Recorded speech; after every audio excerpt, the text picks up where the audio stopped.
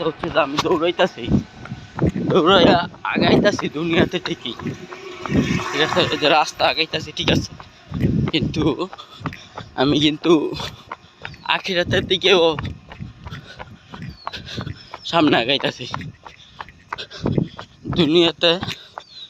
দুনিয়া থেকে পিছাইতেছি এবং আখিরাতের দিকে সামনে আগাইতেছি। যে কবরের রাস্তাটা এইভাবে আগাইতেছি আমি, আর দুনিয়া থেকে পিছাইতেছি। কারণ হলো আমার যে প্রত্যেকটা সেকেন্ড অতিবাহিত হইতেছে, এটা আমার মৃত্যুর যেই সময়টা নির্ধারণ করা হয়েছে এই সময় থেকে পিছিয়ে যাইতেছে। আমি মৃত্যুর দিকে এগিয়ে যাচ্ছি।